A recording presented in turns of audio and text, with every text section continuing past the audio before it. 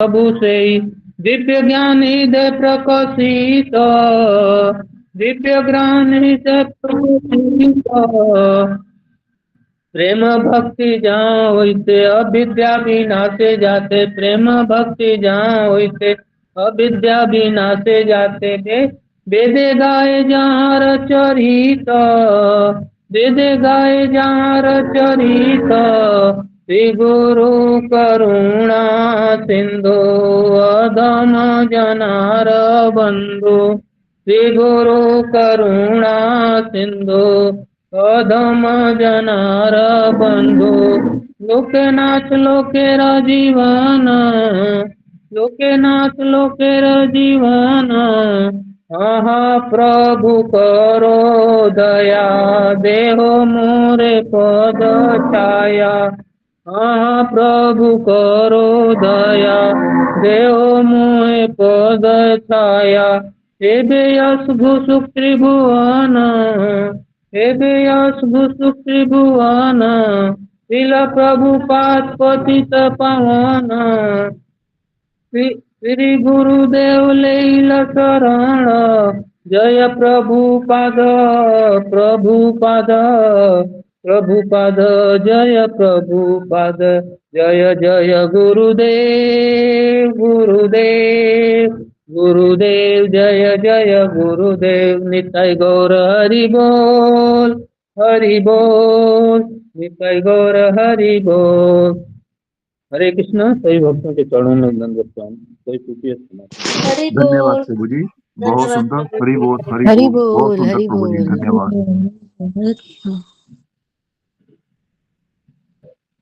अभी प्रभु जी ज्वाइन करते हैं। रुद्र प्रभु जी कह रहे थे मैं 3 बजे ज्वाइन करूंगा, शायद ज्वाइन कर लिया प्रभु जी ने। हरे कृष्णा रुद्र प्रभु जी, दोनों प्रणाम। हरे कृष्णा प्रभु जी, धन्यवाद प्रणाम। हरे कृष्णा प्रणाम प्रभु जी,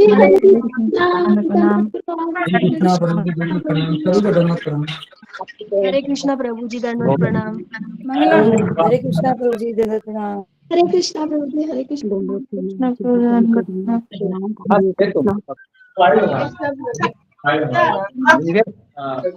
चाहे देखें, चलाओ, देखो ठीक ठाक है, उसका कवर हो उससे मंगा लो। हरे कृष्णा मोतीलाल से प्रभु जी अनम्यूट करिए। प्रणाम। आप सभी भक्तों का बहुत बहुत स्वागत। आइए आज का सत्र प्रारंभ करेंगे भगवान से प्रार्थनाओं के साथ। जय राधा माधव कुंज बिहारी, गोपी जन वल्लभा गिरिवरधारी। यशोदानंदन ब्रज जन रंजन, यमुना तीरावनचारी। जय राधा माधव कुंज बिहारी। ओम नमो भगवते वासुदेवाय, ओम नमो भगवते वासुदेवाय, ओम नमो भगवते वासुदेवाय। नारायणं नमस्कृत्यं नरं चैव नरोत्तमं, देवीं सरस्वतीं व्यासं ततो जयमुदीरये। नष्टप्रायेषु भद्रेषु नित्यं भागवत सेवया, भगवती उत्तम श्लोके भक्तिर्भवति नैष्टिकी। कृष्णाय वासुदेवाय देवकी नंदनाय च नंदगोपकुमाराय गोविंदाय नमो नमः। जय श्री कृष्ण चैतन्य प्रभु नित्यानंद, श्री अद्वैत गदाधर शिवासादि गौर भक्त वृंदा। गुरुवे गुरुचंद्राय राधिकाय तदालये, कृष्णाय कृष्ण भक्ताय तद्भक्ताय नमो नमः। मूकं करोति वाचालं पंगुं लंघयते गिरिं यत्कृपातमहं वन्दे श्रीगुरुं दीनतारिणं, श्री परमानंद माधवं श्री चैतन्येश्वरम्। हरे कृष्णा कृष्णा कृष्णा हरे हरे, हरे राम राम राम हरे हरे। हरे कृष्णा। आप सभी भक्तों और माताओं का हार्दिक स्वागत है आज के श्रीमद् भागवतम की इस कक्षा में। स्वागतम सुस्वागतम।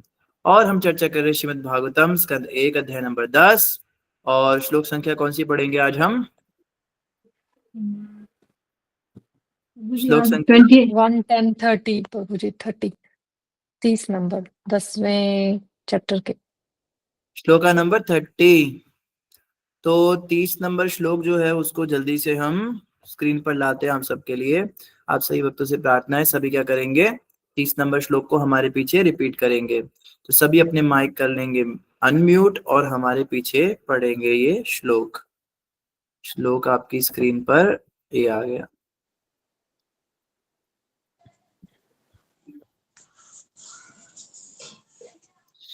एता परम स्त्रे त्वमपास्त पेशलम्,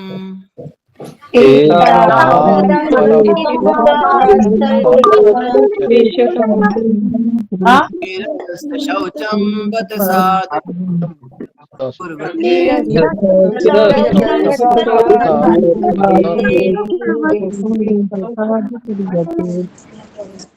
या साम गृहात् पुष्कर लोचनापति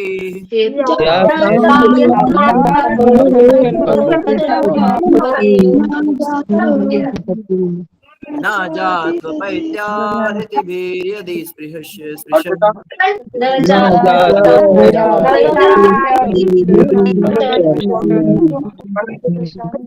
हरे कृष्ण कृष्ण कृष्ण। आज बहुत ही कम लोग बोल रहे हैं, श्लोक पढ़ रहे हैं। ये मामुनी माता जप कर रही है क्या? सारे भक्त श्लोक नहीं पढ़ रहे हैं, सभी श्लोक पढ़िए। सभी के माइक म्यूट दिख रहे हैं मुझे।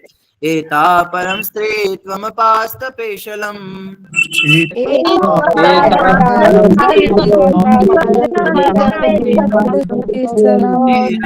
शौचम बत साधु कुर्वते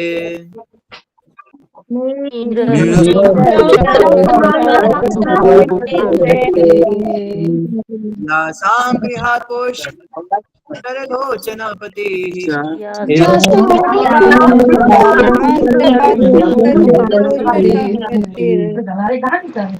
न जात पैत्यादिभिर्यदि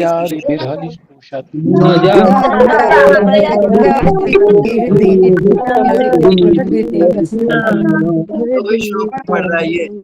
यामिनी माता, वृषाली माता, विशाल प्रभु, त्रिलोचन प्रभु, सुप्रिया माता, सुमित प्रभु, स्मिता माता, शिखा माता, रेखा मंडाले माता, रमा माता, राधिका माता, राधा कृष्ण और ये बबीता माता, क्रांति माता।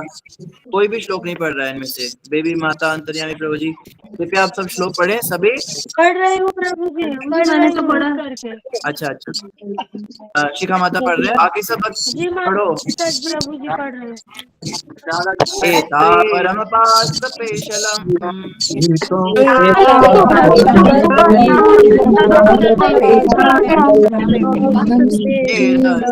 शौचम बत साधु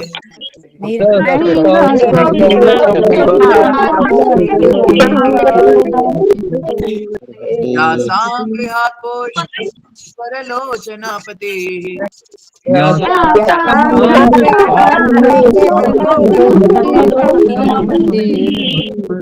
न जात पैत्यादिभिर्यदि स्पृशन्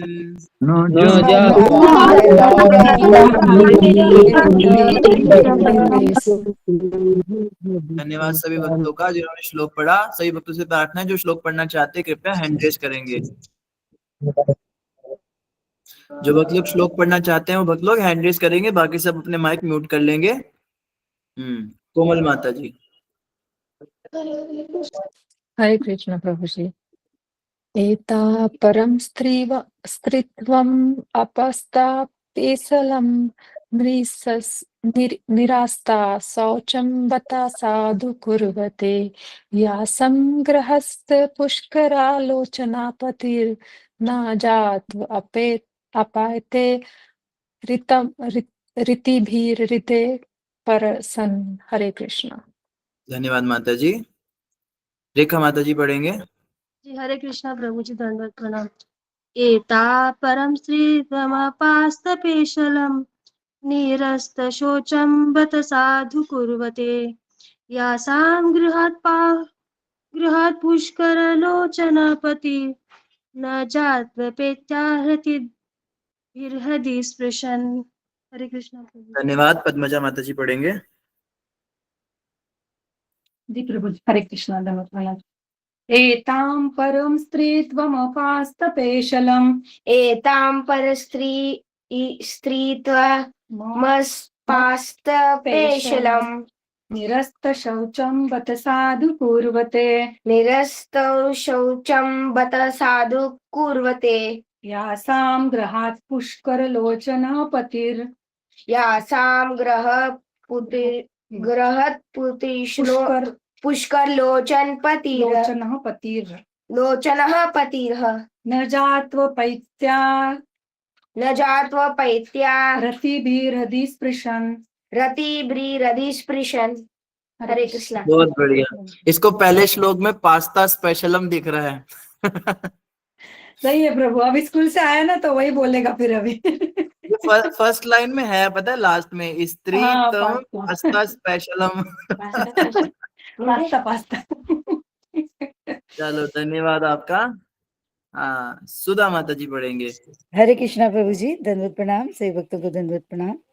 एताः परम स्त्रीत्वं पास्त पेशलम निरस्त शौचम बत साधु कुर्वते यासां ग्रहात् पुष्कर लोचनः पतिः न जात्वपैत्वा हृदि हृदि स्पृशन। हरे कृष्णा। धन्यवाद माता जी। आदि नारायण प्रभु जी पढ़ेंगे। हरे कृष्ण, दंडवत प्रणाम प्रभु जी। एता परम श्रीत्वं पास्त पेशलम निरस्त शोचम बत साधु कुर्वते यासा गृहात् पुष्करो लोचनापति ना जात प्रहति भी हृदय स्पर्शना। धन्यवाद प्रभु जी। दीपा माता जी पढ़ेंगे। हरे कृष्ण प्रभु जी, दंडवत प्रणाम। एता परम स्थित्वं पाशपेशलं निरस्त शौचं बत साधु कुर्वते यासां गृहात् पुष्करलोचनपति न जातोपैत्या हृदि सपृशन्। धन्यवाद। रंजना माता जी पढ़ेंगे। हरे कृष्णा प्रभु जी, आपको सर्वनमन दंडवत प्रणाम। सभी भक्तों को दंडवत प्रणाम। कृष्ण।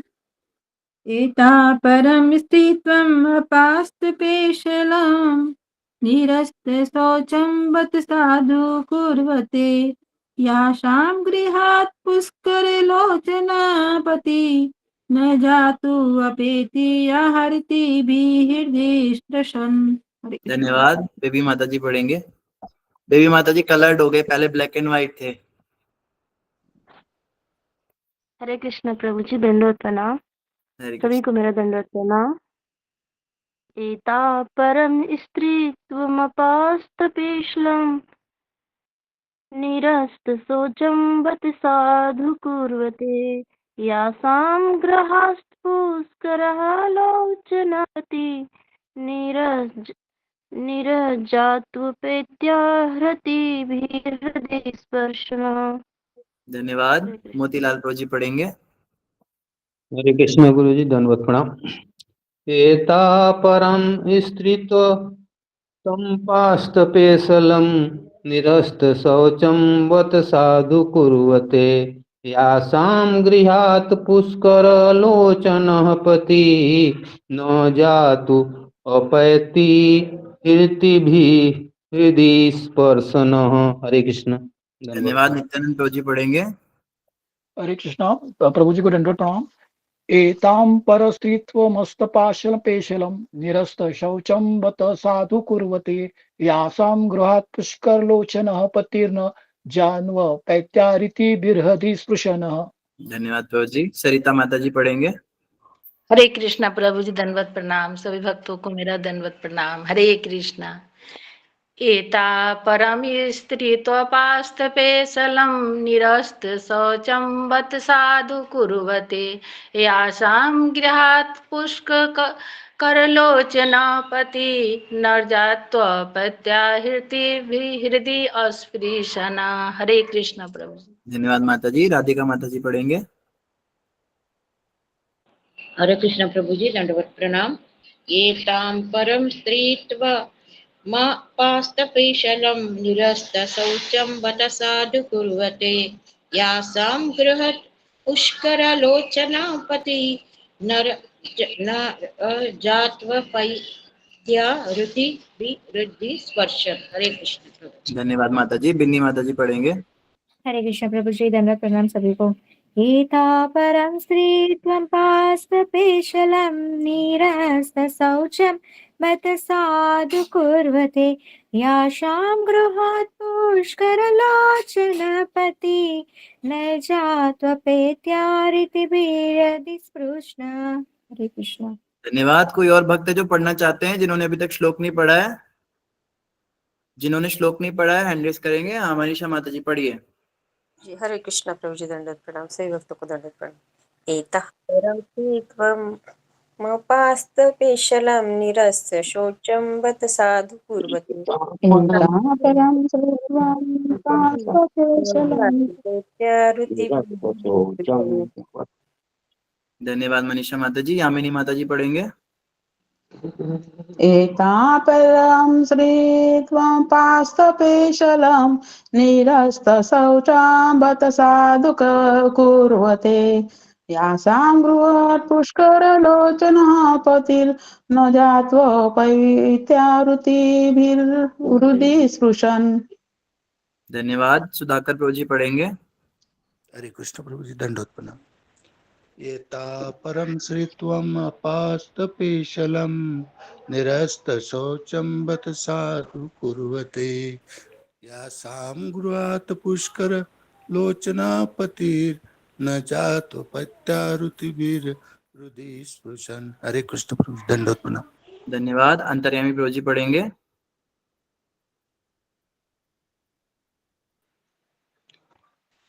हरे कृष्ण प्रभु जी, दंडवत प्रणाम। सही भक्तों की चरणों में दंडवत प्रणाम। क्षमा करें प्रभु जी, उस टाइम पे मैं जहाँ पे था श्लोक पढ़ नहीं सकता था। अभी मैं बाहर आ गया हूँ कॉन्फ्रेंस रूम में। एताः परं स्त्रित्वा मपस्तापेशलं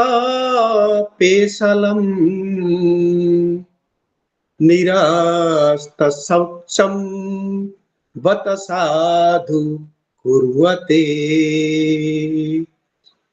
यशं गृहात् पुष्करलोचनः पति न जात्वपेत्ता हृदि स्पृशन्। धन्यवाद। जय श्री माता जी पढ़ेंगे। हरे कृष्ण प्रभु जी, दंडवत प्रणाम। एता परस्त्रीत्वपास्तपेशलं निष्ठशौच बत साधु कुर्वेत यासं गृहापत्स्फुरलोचन पति न जात्वप्रेत्याहतिभिर्धि स्पृशंसना। हरे बहुत कृष्ण। बहुत धन्यवाद सभी भक्तों का जिन्होंने श्लोक पढ़ा। बहुत ही सुंदर श्लोक है और आप सबकी जानकारी के लिए बताएं, आज इन स्त्रियों की बात खत्म हो रही है। आज ये अंतिम श्लोक है, इसके बाद में स्त्रियों की बातें खत्म हो जाएंगी। तो हमने कहाँ से शुरुआत की थी? हमने शुरुआत की थी कि भगवान श्री कृष्ण द्वारिका के लिए प्रस्थान कर रहे थे हस्तिनापुर से, और सुंदर झालरों वाला एक छत्र जो है वो अर्जुन ने अपने हाथ में लिया था, और भगवान कृष्ण के आसपास उनके पार्षद उनको चंवर डुला रहे थे। और भगवान कृष्ण जैसे जैसे अपने रथ की ओर जा रहे थे तो अटारी पर चढ़ी हुई स्त्रियां उन पर फूलों की वर्षा कर रही थी, और वो स्त्रियां आपस में भगवान के विषय में कुछ बातें कर रही थी परस्पर। तो सुखदेव गोस्वामी कहते हैं, या क्षमा कीजिए शौनक ऋषि कहते हैं कि उन स्त्रियों की जो आपस की बातें थी, जो चर्चाएं थी, वो इतनी आकर्षक थी कि वैदिक साहित्यों में, जो शास्त्रों में जो स्तुतियां हैं, वेद मंत्र हैं, उनसे भी अधिक मुग्ध करने वाली, उनसे भी अधिक आकर्षित करने वाली वो बातें थी, क्योंकि उसमें भगवान कृष्ण का गुणगान था।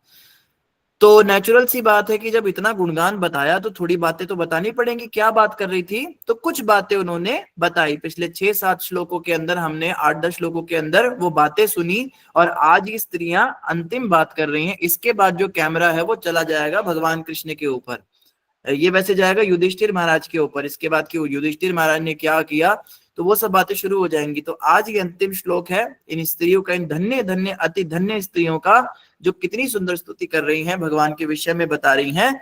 तो कल के श्लोक में स्त्रियों ने क्या कहा था? पिछले श्लोक में वे बता रही थी भगवान की पत्नियों के विषय में। जैसे हम यहाँ देख रहे हैं, इन पत्नियों से संतानें हैं प्रद्युम्न, सांब, अम्ब इत्यादि। उन्होंने शिशुपाल के नायकत्व में आए हुए अनेक शक्तिशाली राजाओं को हराकर रुक्मिणी, सत्यभामा तथा जामवंती जैसी स्त्रियों का उनके स्वयंवर समारोहों से बलपूर्वक अपहरण किया था। उन्होंने भौमासुर तथा उसके हजारों सहायकों का वध करके अन्य स्त्रियों का भी अपहरण किया था। ये सारी स्त्रियां धन्य हैं। तो पिछले श्लोक में ये कह रही हैं ये सारी स्त्रियां धन्य हैं। तो आज के श्लोक में बताएंगी क्यों धन्य हैं। विवाह कैसे किया ये तो बता दिया कि अपहरण किया, उनको लेकर आ गए। अब बताएंगे उनको कैसे रखते थे भगवान, अपने साथ कैसे उनके साथ रहते थे, कैसे व्यवहार करते थे। और यद्यपि वो असुर के द्वारा लाई गई थी, असुर के द्वारा अपहरित थी, उन सबका अपहरण हुआ था, किडनैप्ड गर्ल्स थी, लेकिन तो भी भगवान उनको पूरे शानो शौकत के साथ, पूरे इज्जत और सम्मान के साथ रखते थे।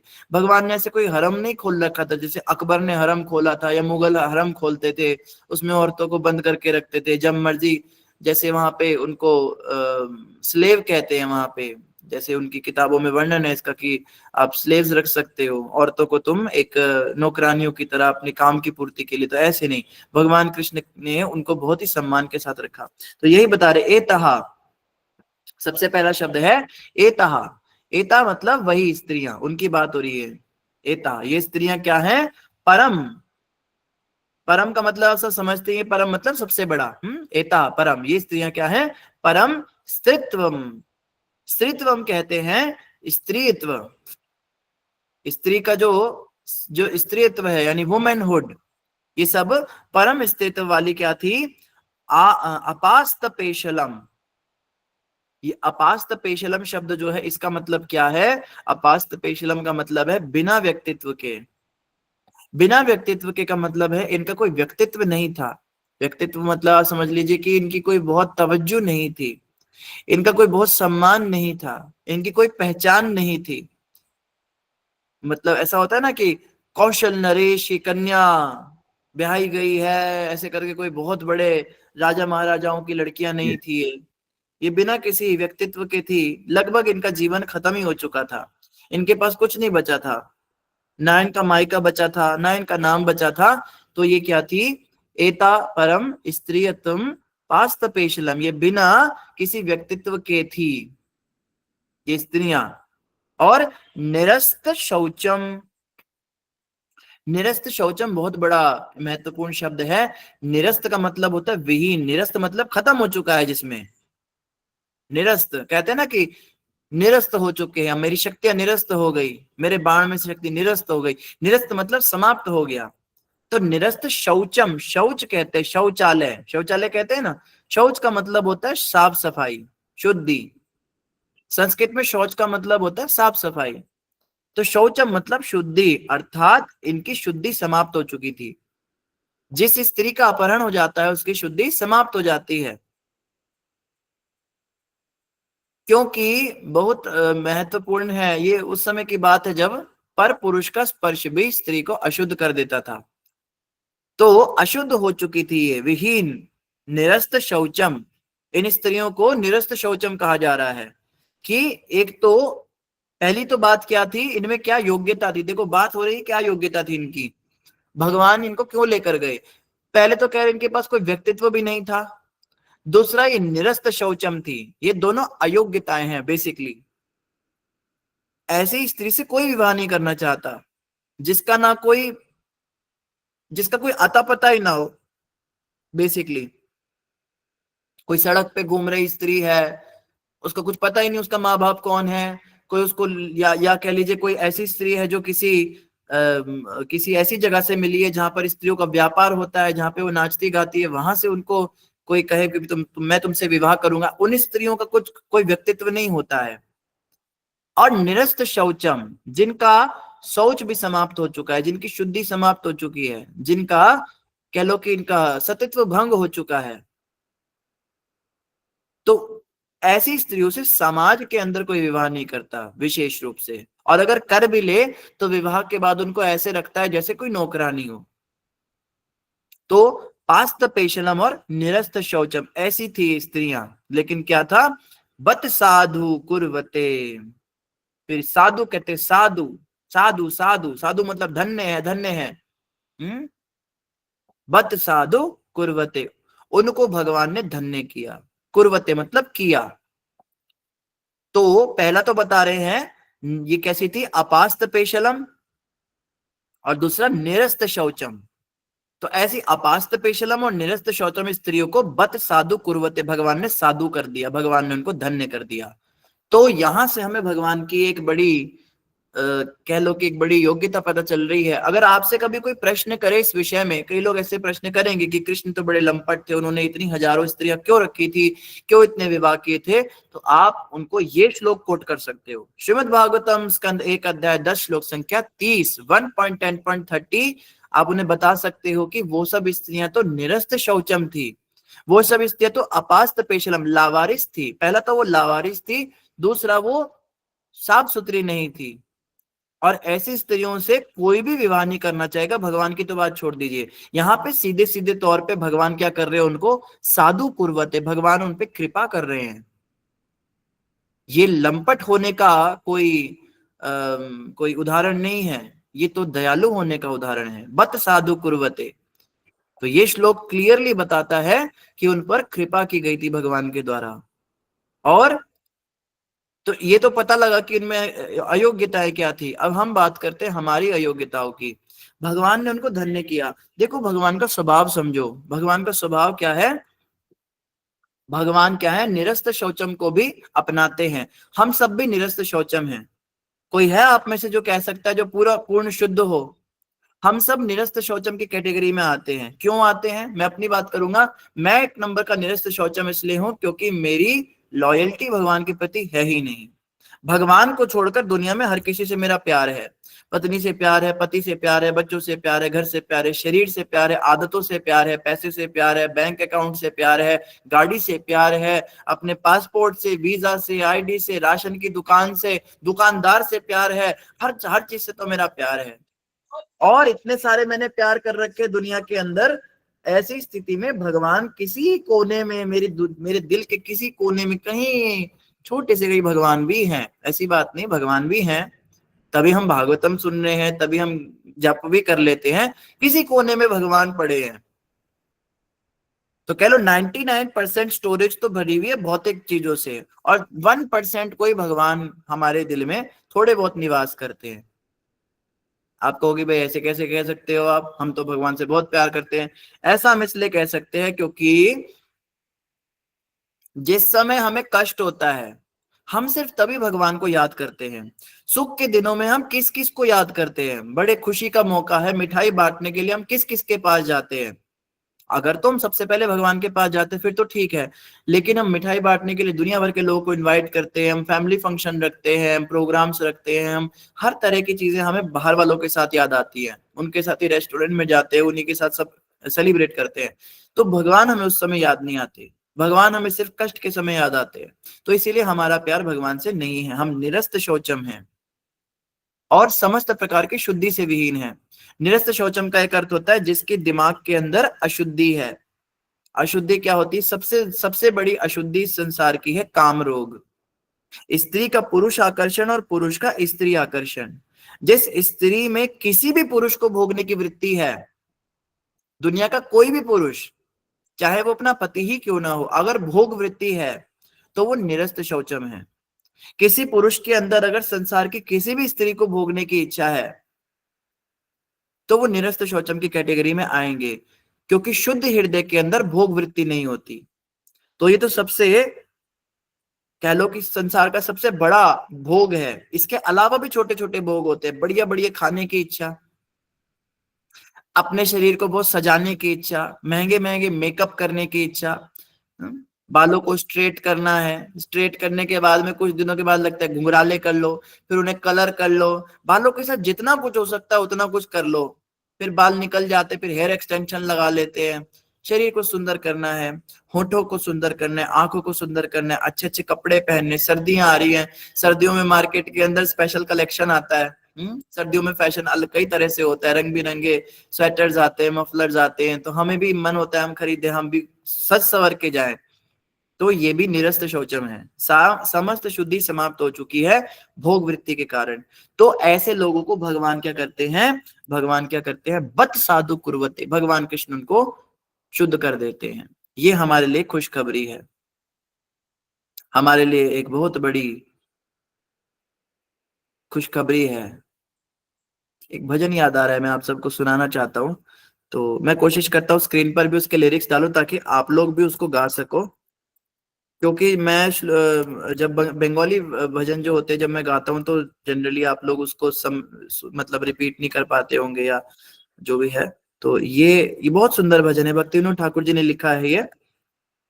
इसको हम थोड़ा पढ़ लेते हैं, आप लोग चाहें तो मेरे साथ साथ गा सकते हैं लेकिन माइक को बंद करके।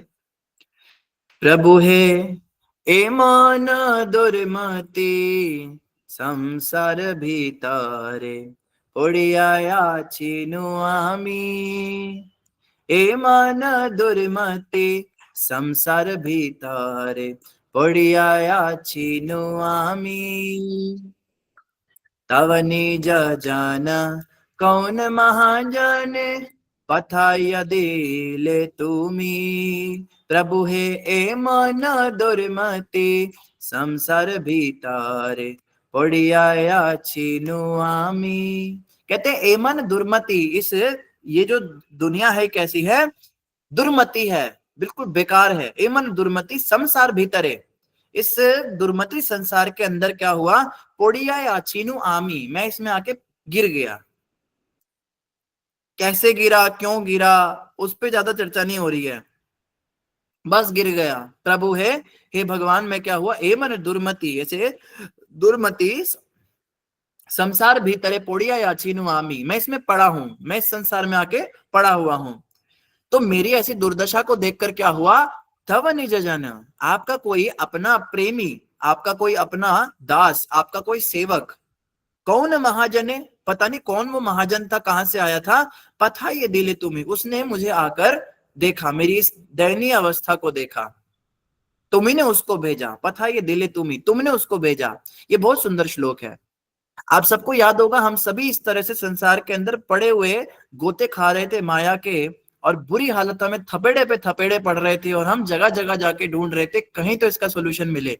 तब भगवान का एक दास, भगवान का एक सेवक या उनकी एक दासी ऐसे चमकते हुए सूर्य के समान हमारे अंधेरे भरे जीवन में प्रकाश फैलाने आए, और उन्होंने हमें आकर क्या कहा, दया करी मोरे पतिता देखिया, कोहिलो हमारे गिया, ओहे दीना जान सुन भाल कथा, उल्लासिता हवे हिया, प्रभु हे ए मन दुर्मति संसार भीतरे उड़िया छीनु आमी। तो प्रभु आपका वो सेवक आया मेरे जीवन में प्रकाश का पुंज लेकर, और क्या, दया करी मोरे पतिता देखिया, उसने मुझ पर दया करी, उसने देखा इसकी कैसी पतित अवस्था है, पतित देखिया, उसने देखा कितनी पतित है ये, कितना पतित है, कितना दुखी है, तो उन्होंने मुझ पर दया की, और क्या किया, कोहिलो हमारे गिया, उसने मुझे कुछ कहा, उसने मुझे क्या कहा, ओहे दीन जन सुन भाल कथा, हे दीन जन, हे परेशान आत्मा, सुनो, भाल भाल कहते बढ़िया, कथा अच्छी एक बात सुनो, तुम्हें मजा आ जाएगा, तुम्हें खुशखबरी सुनाने आया हूं, तुम्हारा दिल खुश हो जाएगा, तुम्हें प्रसन्न करने के लिए। एक बात हम कहेंगे, हम तो इतने डिप्रेशन में, हमारे जीवन में कुछ भी प्रसन्न करने लायक नहीं, कहते मैं तुम्हें खुशखबरी सुनाता हूँ, उल्लासिता हबे हिया, इसे सुन के तुम उल्लासित हो जाओगे, तुम प्रसन्न हो जाओगे, नाचोगे तुम, इतनी अच्छी बात बताऊंगा तुमको। तो प्रभु आपके उस सेवक ने मुझे आकर कहा, मैं तुम्हें एक बात सुना रहा हूं, ध्यान से सुनो, उसको सुन के तुम प्रसन्न हो जाओगे। आप जानना चाहेंगे उसने क्या कहा? आप सबको उसने ये बात कही है। हम सबके जीवन में जो पहला व्यक्ति आया था, जो पहला पथ प्रदर्शक गुरु आया था हमारा, वो भक्त, वो बच्चा, वो कोई प्रभु, वो कोई माता, वो कोई भी हो सकता है, वो उसने आके हमें क्या बताया, तोमारे तारीते श्री कृष्ण चैतन्य नवदीपे अवतारा, तुम्हें नोकत दिन ही न जाने, करिले न भव पार, प्रभु हे ए मन दुर्मति संसार भीतरे उड़िया छीनु आमी। अरे तुम्हारे तारीते श्री कृष्ण चैतन्य नवदीप अवतार, अरे बेवकूफ, तू यहाँ पे क्या डिप्रेशन में मरी पड़ी है, यहाँ क्या तू परेशान हुआ पड़ा है? तेरे को तेरे जैसे पतितों को पावन करने के लिए, तेरे लिए महाप्रभु चैतन्य ने नवदीप में अवतार लिया है। आप कहोगे चैतन्य ये कौन है, नवदीप कहाँ पर है, हमने तो सुना ही नहीं, मेरे लिए, उन्हें मेरे बारे में कैसे पता चला? तो कहते हैं तेरे लिए ही तो भगवान ने अवतार लिया। तब उसने मुझे चैतन्य महाप्रभु के बारे में बताया, तब उसने मुझे नवदीप के बारे में बताया, और मैंने उसको पूछा ये कौन है चैतन्य, कौन, कहाँ है नवदीप, मैं तो उन्हें जानता भी नहीं। तब उसने क्या कहा, तोमा है न कथा दीना ही न जने, तेरी जैसे कितने दीनहीन जनों के क्या किया, कोरी लेना भव पार, वो तो भव पार करके कब के चले भी गए। कितने दिनहीन जनों ने भवपार किया और पहुंच गए वैकुंठ। तू यहाँ पे क्या पड़ा है? तेरे को पतित अवस्था से निकालने के लिए चैतन्य महाप्रभु। तो अब सीधी सी बात है, हम सभी ने पहली बार चैतन्य महाप्रभु का जब नाम सुना होगा तो हमने पूछा कौन है ये चैतन्य, इनके बारे में कुछ बताओ तो सही, आखिर ये कौन है और किन पतितों का उद्धार किया, कैसे उद्धार करते हैं, कैसे इनकी शरण लेनी होती, कुछ बताओ तो कहते हैं वेदेर प्रतिज्ञा राखी बार तारे रुक्मा बारन विप्रसोता महाप्रभुर नामे नदिया माथाया संगे भाई अवधूता प्रभु हे ए मन दुर्मति संसार भीतारे पुड़िया छिनु आमी। उसने मुझे बताया, उस आपके सेवक ने प्रभु मुझे बताया कि वेद प्रतिज्ञा राखी बारतारे, वेदों के अंदर जो आपने प्रतिज्ञा ली है, क्या ली है? संभवामी युगे युगे, जब जब धर्म की हानि होती है मैं आता हूं बार बार उसी प्रतिज्ञा को पूरा करने के लिए, राखी बारतारे, उसको रखने के लिए, उस बात को सच साबित करने के लिए। रुक्मा वर्ण विप्रसूता, एक ब्राह्मण, विप्र कहते हैं ब्राह्मण को, विप्रसूता एक ब्राह्मण के पुत्र के रूप में, रुक्मा वर्ण लालिमा युक्त एक रंग, रुक्मा वर्ण वैसे उसको कहते स्वर्ण, एक सोने के वर्ण के रूप में, गोरे बालक के, गोरे ब्राह्मण के रूप बालक के रूप में भगवान चैतन्य आए हैं।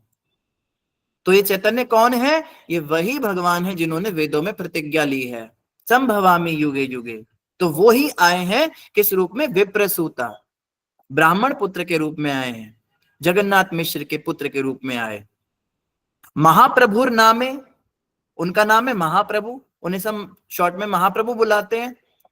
नदिया माथाया, नदिया उनकी जगह है। अब वो पूरा डिटेल बताया उस आपके सेवक ने प्रभु, मुझे पूरा एड्रेस बताया। नदिया के अंदर महाप्रभु के नाम से हैं और अकेले नहीं है, संगे भाई अवधूत, एक अवधूत भी उनका भाई है, वो भी उनके साथ ही रहता है। कौन है ये संगे भाई अवधूत? ये है नित्यानंद राम, नित्यानंद प्रभु। नित्यानंद प्रभु को अवधूत बोला है यहाँ पे, संगे भाई अवधूत। अवधूत कहते हैं वैसे पागल को, पागल व्यक्ति को अवधूत कहते हैं। तो कहते हैं अकेले नहीं, एक पागल जैसा उनका भाई भी है, वो भी उनके साथ नाचता रहता है। और कैसा अवधूत है? ये तो उनसे भी ज्यादा पतित पावन है, ये तो फिर भी कुछ विचार करते हैं कौन सही कौन गलत, ये तो बिल्कुल ही अवधूत है। नित्यानंद तो ऐसे हैं, ये तो देखते ही नहीं कौन पापी कौन पात्र है, कौन कुपात्र है, कौन निंदा कर रहा है भगवान की, कौन किसने पाप की पुण्य की, ये तो जिसको देखता है गले लगा लेता है और बोलता है हरि बोल। ऐसा ये अवधूत लेकर घूमते हैं, अकेले नहीं चलते, संगे भाई अवधूत। तो ये सारी बातें उसने जब मुझे बताई तो उसके बाद क्या हुआ, मैंने उसको पूछा कि इनके बारे में तो मैंने सुना ही नहीं कभी। ऑब्वियसली हम में से जितने भी भक्त हैं, हमने कभी चैतन्य और या अवधूत के बारे में तो सुना ही नहीं था। तो उसने मुझे थोड़ा और डिटेल दिया। क्या डिटेल दिया? नंद सुता जीनी चैतन्य गोसाई निज नाम कोरी दाना, तारी लो जगत तुमियो जाइया लोह निज परित्राण, प्रभु हे ए मन दुर्मति संसार भीतारे उड़िया छिनु आमी। अरे ये नंद सुता जिनी चैतन्य गोसाई, जो नंद के पुत्र थे पिछले अवतार में, वही चैतन्य गोसाई हैं, तुम उन्हें अलग मत मानो।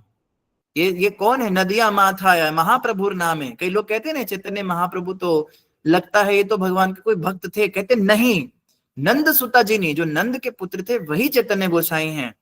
और निज नाम करी दान, ये कैसे पावन करते हैं, क्या प्रोसेस है, ये भी पूछा था ना मैंने उस आपके सेवक से कि वो कैसे पतित पावन करते हैं, कैसे परित्राण कराते हैं। तो उन्होंने बताया निज नाम करी दान, वो अपना हरि नाम बांटते हैं, अपना ही नाम, निज नाम, खुद का ही नाम जपाते हैं लोगों से।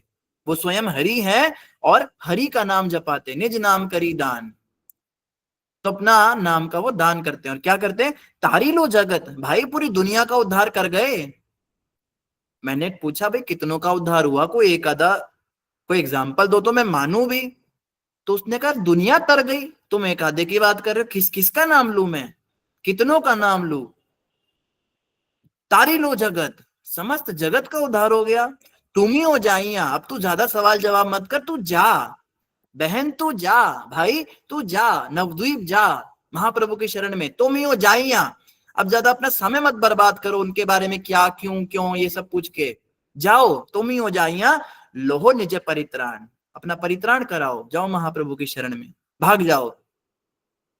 तो भक्ति विनोद ठाकुर कहते जैसे उसने मुझे ये बात कही तो मैं तुरंत भाग के आपके पास आ गया और मैंने क्या कहा, से कथा सुनिया आसिया छी नाथ तुम्हारा चरण ताले, भक्ति विनोद कांदिया कांदिया अपन काहिनी बोले, प्रभु हे ए मन दुर्मति संसार भीतरे उड़िया छिनु आमी। से कथा सुनिया, उसकी बात मैंने सुन ली। उसने कहा था ना भालो कथा सुन, भालो कथा, तो उसने मुझे भालो कथा सुनाई, अच्छी बात, तो उसकी वो अच्छी बात सुन ली मैंने। और उसको सुनते ही मैंने क्या कहा, उसने जैसे कहा ना जा, तो आसी आछी नाथ, हे नाथ मैं आ गया। तुमने तो बुलाया नहीं पर उसने मुझे भेजा, तो उसके कहने पे मैं आ गया। कहते ना आपने बुलाया और हम चले आए, तो आपने तो चलो नहीं बुलाया, उसने भेजा और हम चले आए। आपके उस सेवक ने मुझे वचन दिया था कि आप मेरा उद्धार करेंगे, उसने मुझे बोला आपने पूरी जगत का उद्धार किया है, उसने मुझे बड़ी बड़ी बातें की आपको लेकर, तो मैं अब आ गया। तो इनडायरेक्टली कह रहे हैं अब आ गया, अब करो अपना चमत्कार जो जो तुम दुनिया के साथ करते हो। आसी अच्छीनाथ तुम्हारे चरण तले, आपके चरणों में मैं आ गया, हे महाप्रभु मैं आपके चरणों में आ गया। उसके कहने पर भक्ति विनोद कांदिया कांदिया, कांदिया कहते रोने को, तो रो रो कर भक्ति विनोद ठाकुर अपन कहानी बोले, वो अपनी कहानी सुना रहे हैं। आप समझ रहे हो, भक्ति विनोद ठाकुर कह रहे हैं कि उनके जीवन में भी कोई आया था जिसने उन्हें महाप्रभु के बारे में बताया, और उसके बाद भक्ति विनोद ठाकुर कह रहे हैं अब मैं रो रो के आपके आगे यही प्रार्थना कर रहा हूं कि अपनी नहीं तो उस भक्त की तो लाज रखो, तुम्हारे सेवक की तो लाज रखो। उसने बड़े बड़े वादे किए हैं मुझे, उसने बड़े बड़े क्लेम किए हैं तुमको लेकर, इतनी बड़ी बड़ी बातें की हैं, उसका तो कुछ लाज रखो। अब तुम मेरा परित्राण करो, अब तो मुझे पावन करो। उसने मुझे वचन दिया था कि अगर मैं तुम्हारी शरण में आऊंगा तो तारी लो जगत तुम ही हो जाए, पूरे जगत का तुमने उद्धार कर दिया, मेरा भी अब उद्धार करना पड़ेगा। भक्ति विनोद ठाकुर कहते हैं से कथा सुनिए आसी आछी नाथ, प्रभु मैं ऐसे नहीं आया तुम्हारी शरण में, तुम कहो कौन हो कहां से हो, उसके कहने पे आया हूं मैं। तुम कहो मैं वापस चला जाऊंगा पर उसकी बेइज्जती हो जाएगी, तुम्हारे उस दास की बेइज्जती हो जाएगी, उसकी बातें झूठी साबित हो जाएंगी अगर तुम मेरा उद्धार नहीं करोगे। तो कितना तरीके से प्रार्थना करते हैं शुद्ध भक्त भगवान से, भगवान को मजबूर कर देते। भगवान सोचेंगे भाई बात तो सही है, अगर इसका उद्धार नहीं किया तो मेरे सेवक की बातें झूठी हो जाएंगी, भक्त का मान घट जाएगा, तो इसका उद्धार तो करना पड़ेगा। अब क्या करे, अब ये तो सिफारिश लेकर आया है, ये तो सीधा क्लेम कर रहा है कि मुझे तो उसने भेजा है, तो इसका उद्धार चलो कर ही देते हैं। इसीलिए कहते हैं कि वैष्णवों के द्वारा गाए हुए गीत जब हम दोहराते हैं तो भगवान की कृपा हमें जल्दी मिलती है, क्योंकि वैष्णव बड़े तरीके से प्रार्थना करते हैं, और प्रार्थना करने की जो ये शैली है, जो पद्धति है, ये हमें भक्तों से सीखनी है। तो श्लोक में भी यही शब्द आ रहा था। हाँ बिनी माता जी, सिर्फ एक प्रश्न लेंगे बिनी माता का, और कोई हैंड रेज ना करे अभी। जी माता जी। हरे कृष्ण प्रभु जी, जैसे इसमें महाप्रभु आया वैसे ही जैसे चैतन्य महाप्रभु का प्रच्छन्न अवतार है इसलिए कोई नहीं जानता, पर जगन्नाथपुरी में सब महाप्रभु कहते हैं वापस, तो ये कनेक्शन कैसे और क्यों समझ नहीं पाते, ये थोड़ा मुझे जानना था। जगन्नाथपुरी में चैतन्य महाप्रभु से महाप्रभु कहते हैं, जगन्नाथ जी को ही महाप्रभु कहते हैं। महाप्रभु एक संबोधन है, जैसे प्रभुपाद हम अपने प्रभुपाद जी को भी कहते हैं, लेकिन भक्ति सिद्धांत ठाकुर को भी प्रभुपाद कहते हैं, और रूप गोस्वामी को भी प्रभुपाद कहते हैं, जीव गोस्वामी को भी प्रभुपाद कहते हैं। तो प्रभुपाद एक टाइटल है, संबोधन है, जैसे स्वामी जी होता है, या महाराज जी, हम अपने गुरु को गुरु महाराज कहते हैं, तो गुरु महाराज एक टाइटल है। गुरु महाराज का मतलब सिर्फ हमारे गुरु महाराज नहीं होता।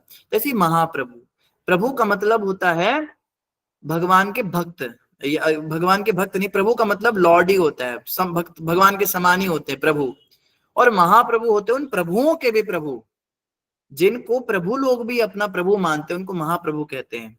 तो जगन्नाथ जी भी महाप्रभु हैं, चैतन्य महाप्रभु भी महाप्रभु हैं, नित्यानंद भी महाप्रभु हैं, कृष्ण भी महाप्रभु हैं।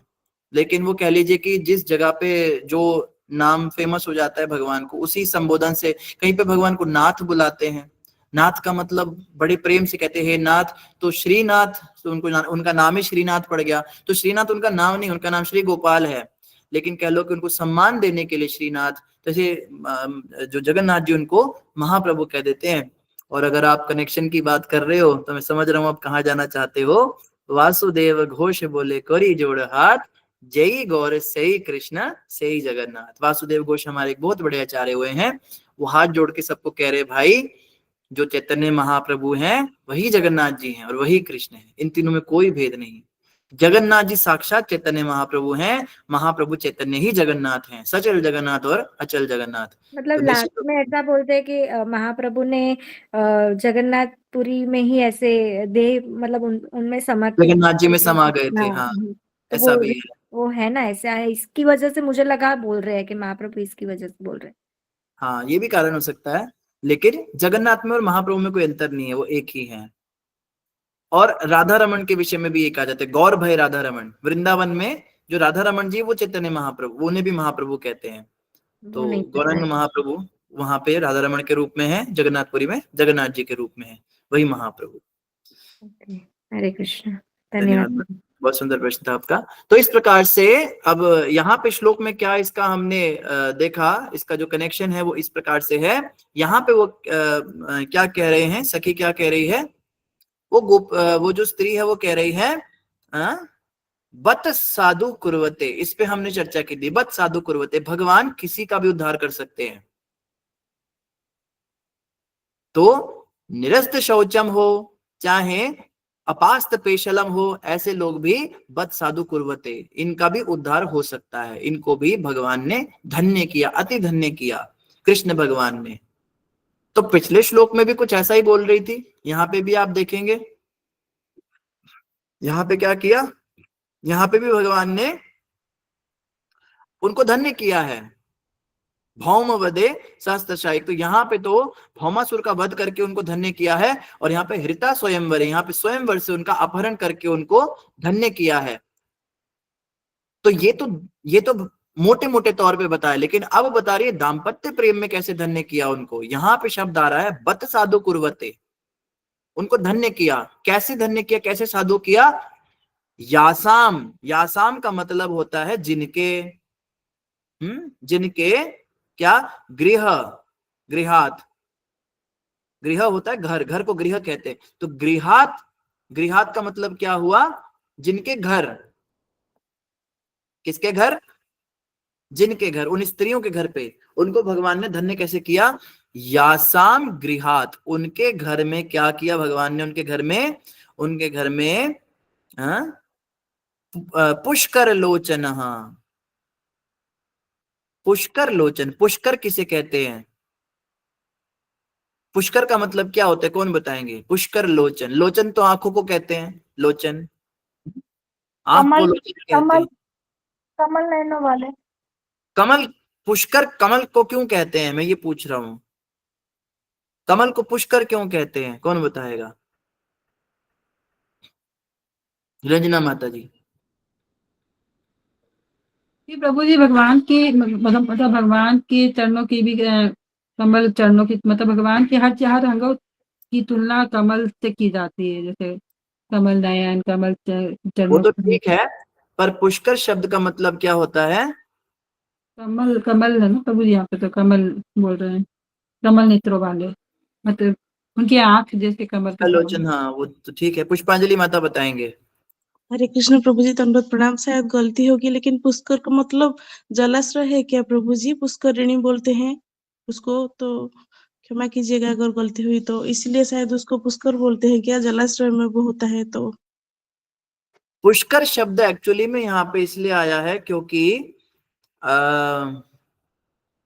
इसमें, इसके पीछे एक कथा आती है। पुष्कर वैसे एक नील कमल को कहा जाता है, स्पेसिफिकली नील कमल को पुष्कर कहते हैं, जो नीले रंग का कमल होता है। आप सबने देखा नहीं होगा, ज्यादा लोगों ने गुलाबी कमल ही देखा है या व्हाइट कमल देखा है, या लाल कमल देखा होगा, एक नील कमल भी होता है नीले रंग का। तो पुष्कर में पुष और कर दो शब्द हैं। पुष्कर इंग्लिश वाला पुष्कर नहीं है कि धक्का देने को कह रहे हैं मुझे पुष्कर।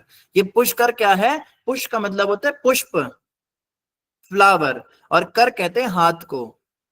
तो इसमें क्या है, इसमें पुष्प और कर दो चीजें हैं। वैसे तो ये जो पुष्कर है ये ब्रह्मा जी के हाथों में होता है। ब्रह्मा जी जो है नील कमल धारण करते हैं, तो उनको वैसे पुष्कर कहा जाता है, उनके हाथ में जो कमल होता है, क्योंकि वो उसे हाथ से पकड़ते हैं।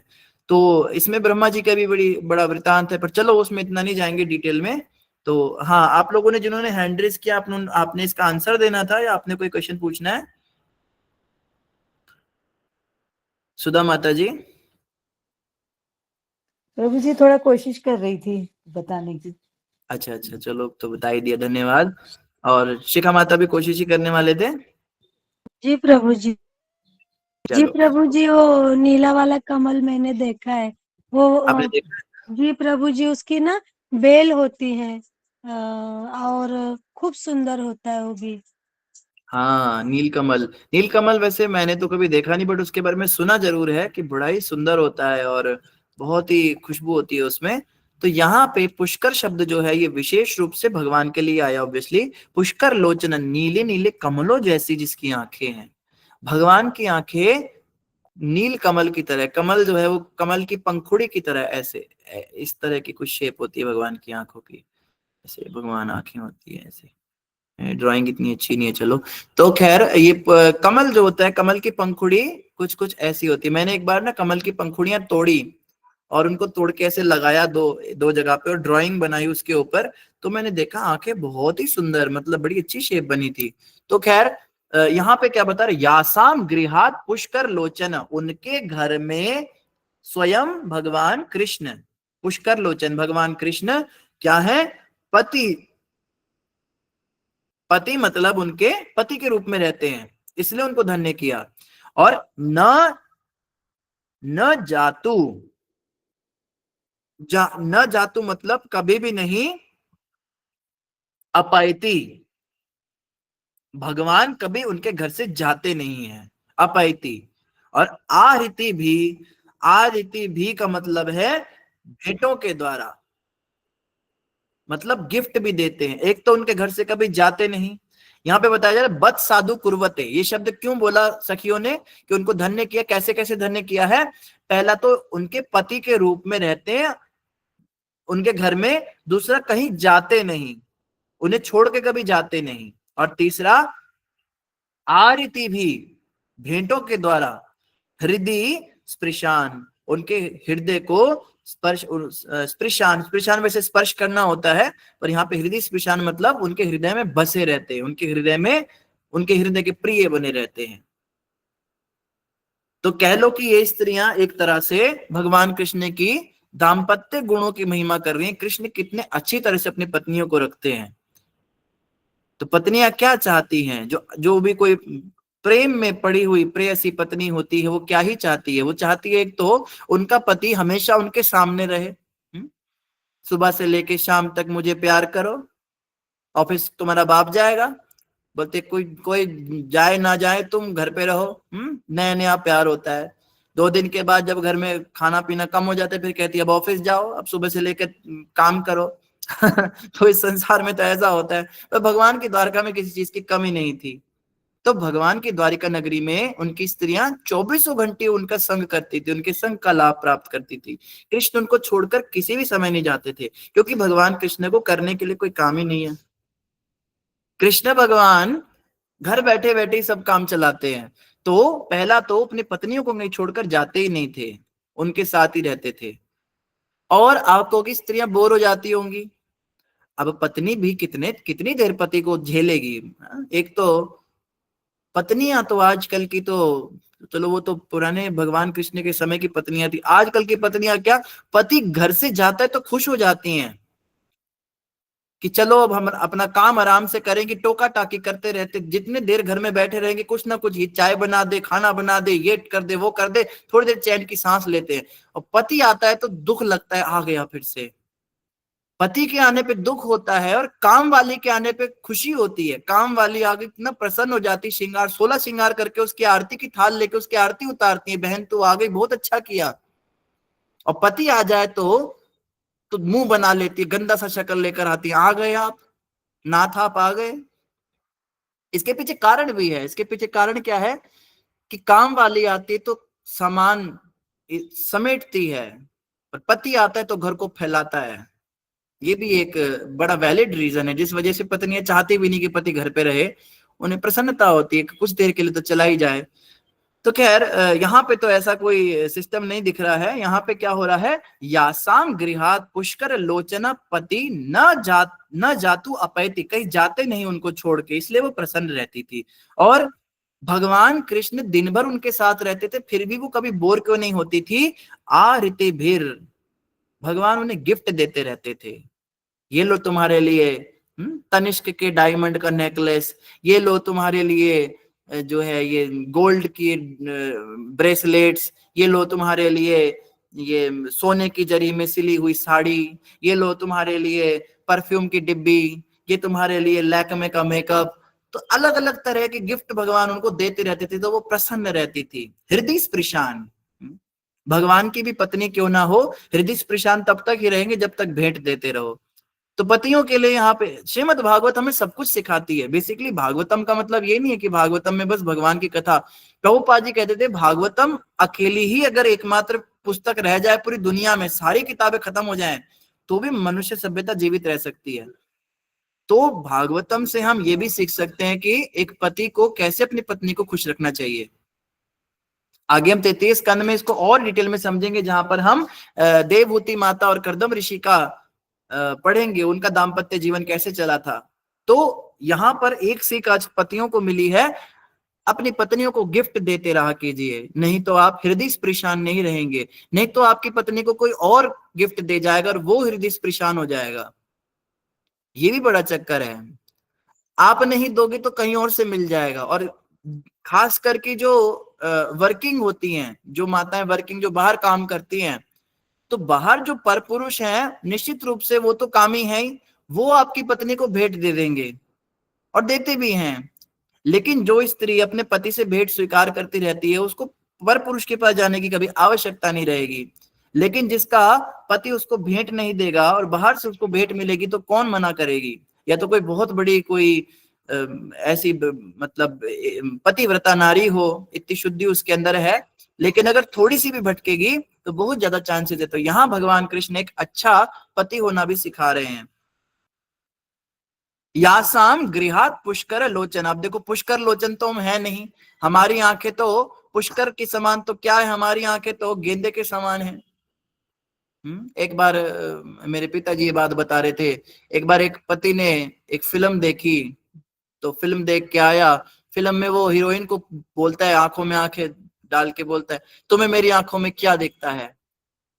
तो हीरोइन कहती है, मुझे प्यार ही प्यार दिखता है।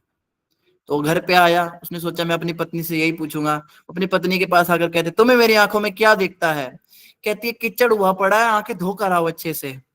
तो कई बार ये जो है इस तरह की चीजें कई बार हो जाती हैं। तो खैर यहाँ पे क्या बता रहे हैं, हाँ, भगवान तो पुष्कर लोचन है, इसलिए भगवान ये कर पा रहे हैं, लेकिन सामान्य पुरुषों को भी भगवान के इस कृत्य का आचरण करना चाहिए। अपनी पत्नियों को भेंट देते थे भगवान और उनके हृदय में सदा प्रिय बने रहते थे। अनुवाद पढ़ेंगे। प्रभुपाद जी बता रहे, इन सारी स्त्रियों ने व्यक्तित्व तथा शुद्धि से विहीन होते हुए भी, पहला तो उनका कोई व्यक्तित्व नहीं था, लावारिस थी, और शुद्धि से विहीन थी। शुद्धि से विहीन के लिए क्या शब्द आया है, कौन बताएगा। शुद्धि से विहीन के लिए क्या शब्द है संस्कृत में, निरस्त शौचम। निरस्त शौचम, वेरी गुड। तो निरस्त शौचम थी, और लेकिन फिर भी क्या, अपने जीवन को उन्होंने धन्य किया। कैसे, उनके पति कमल नयन भगवान ने उन्हें घर में कभी अकेले नहीं छोड़ा।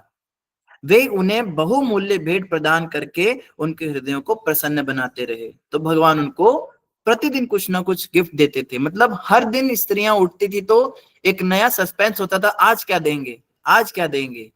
इतना एडवेंचरस उनका दाम्पत्य जीवन था। आइए तात्पर्य भी पढ़ लेते हैं, तात्पर्य छोटा ही है और समय भी हमारे पास थोड़ा सा है। प्रभुपाद जी तात्पर्य में बता रहे हैं, जगत गुरु श्रील प्रभुपाद की जय, भगवत भक्त परिशुद्ध हो चुके जीव होते हैं। जो ही भक्त भगवान के चरण कमलों की शरण में सच्चे हृदय से आ जाते हैं, भगवान उन्हें स्वीकार कर लेते हैं और भक्त सारे भौतिक कल्मशों से रहित हो जाते हैं। ये वाली लाइन बहुत अच्छी है, इसको हम दोबारा पढ़ेंगे। इसमें क्या बताया जा रहा है? इसमें बताया जा रहा है कि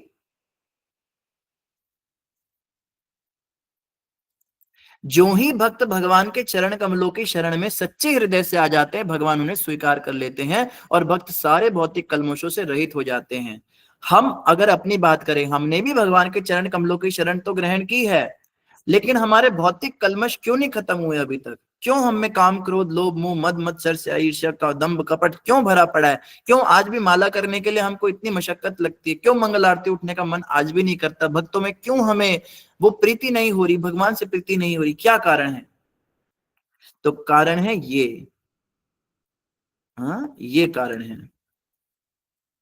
सच्चे हृदय से आना होता है। ऐसे नहीं जैसे हम आए हुए हैं, ये नहीं चलेगा। यहाँ पे बता रहे सच्चे हृदय से आ जाते हैं, इसका मतलब भगवान की कृपा में कोई कमी नहीं, हमारी भावना में ही कमी है। हमारी जो हमने जो शरण ली है वो सच्चे हृदय से नहीं ली है। अभी बस ऊपर ऊपर से तिलक लगाकर, कंठी डालकर या हरि नाम जपना शुरू किया, लेकिन सच्चे हृदय से आज भी हम भगवान को नहीं चाहते। ऐसे भक्त, तो यहाँ बता रहे जिन्होंने शरण ले ली है उनका क्या होता है? ऐसे भक्त प्रकृति के तीनों गुणों से ऊपर होते हैं। भक्त के लिए कोई शारीरिक अयोग्यता नहीं होती। जिस प्रकार गंगा जल में गंदे नाले का जल मिल जाने पर उसमें कोई गुणात्मक अंतर नहीं रह जाता। आप देखेंगे यमुना दिल्ली के अंदर कितनी दूषित हो चुकी है, कितने नालों का जल उसमें आता है, लेकिन फिर भी यमुना का आचमन कर लेते हैं करने वाले भक्त लोग, प्रणाम भी करते हैं। इससे फर्क नहीं पड़ता उसमें नाले का जल आया या कुछ, उसका गुण कम नहीं हो जाता। गंगा नदी के अंदर भी अगर बहुत लोग क्या क्या डालते हैं, उसमें राख डालते हैं, लाशें डालते हैं, कुत्ते भी उसमें पानी पीते हैं मुंह लगा के, कई लोग उसमें मलमूत्र भी करते हैं, सब होता है, लेकिन फिर भी हम गंगा जल को भर के लाते हैं, उसका गुण कम नहीं होता। इसी प्रकार से अगर किसी में शारीरिक अक्षमता है, अर्थात कोई बुरे चरित्र वाला भी है, कोई पिछले कर्म उसके अच्छे नहीं रहे, लेकिन अब वो भक्त बन गया भगवान का, तो वो परिशुद्ध है। स्त्रियां, वैश्य तथा शूद्र अधिक बुद्धिमान नहीं होते, अतएव उनके लिए ईश्वर तत्व को समझ पाना या भगवान की भक्तिमय सेवा में लग पाना कठिन होता है। तो ये जो प्रभुपाद जी तात्पर्य में बोल रहे हैं, ये शब्द भगवान के हैं। स्त्रियो वैश्यस तथा शूद्रस ते अपि यान्तिम पराम गतिम। भगवान कृष्ण गीता में कहते हैं कि सिर्फ ब्राह्मण जो होते हैं और जो क्षत्रिय होते हैं वही पर्याप्त बुद्धिमान होते हैं, जिनके अंदर ये कृष्ण तत्व को समझ पाने की योग्यता होती है। लेकिन जो बाकी वर्ग के लोग हैं, जैसे स्त्रियां हैं, वैश्य हैं और शूद्र हैं, ये बुद्धिमान ना होने के बावजूद भी क्या है, ईश्वर तत्व को समझ पाने में सक्षम हो जाते हैं भक्तिमय सेवा के द्वारा। तो जिसके अंदर ज्यादा बुद्धि नहीं है, ज्यादा ज्ञान नहीं है समझने की, ज्यादा उसके अंदर कथा समझ नहीं आती, उसको शास्त्र समझ नहीं आते, वो चुपचाप भगवान की सेवा में लग जाए बस। और कलयुग में तो कलौ शूद्र संभव, कलयुग में सभी शूद्र पैदा हो रहे हैं। कलयुग में न ब्राह्मण रह गए, न क्षत्रिय, न वैश्य रह गए, कलयुग में सभी शूद्र ही रह गए हैं। और शूद्रों का क्या गुण है? शूद्रों को नौकरी करना बहुत पसंद है। इसीलिए देखो हमारे बच्चे जैसे ही पढ़ लिखते हैं वो नौकरी करने के लिए पागल हो जाते हैं, मैं किसी की नौकरी करूं और पैसे कमाऊं, सैलरी लेना शूद्रों का काम है, ये शूद्रों की वृत्ति है, ये मेंटालिटी हमारे अंदर है और हमें इसको स्वीकार करना चाहिए। नाम के आगे दुबे शर्मा लगाने से कुछ नहीं हो जाता, सिंह लगाने से नाम के आगे कोई, हम राज्य नहीं कर रहे, हम कोई ब्राह्मण वृत्ति से जीवन जी रहे हैं, हम कोई दान दक्षिणा नहीं ले रहे, हम कोई भिक्षा अटेंड भी नहीं कर रहे, हम सब नौकरियां कर रहे हैं या फिर बिजनेस कर रहे हैं। बिजनेस करने वाले वैश्य होते हैं, नौकरी करने वाले शूद्र होते हैं, ये दो ही क्लासेस रह गई हैं। और ऐसे लोगों के लिए कहा गया इन्हें वेद समझ नहीं आते, ये स्वभाव से कम बुद्धिमान होते हैं, क्योंकि इनका दिमाग सिर्फ पैसों में लगा होता है। और आप देखो 99% लोग इस दुनिया में पैसे के ही पीछे हैं, इंक्लूडिंग मी एंड यू। हम लोग भी भागवतम तब तक सुन रहे हैं जब तक जेब में पैसे हैं।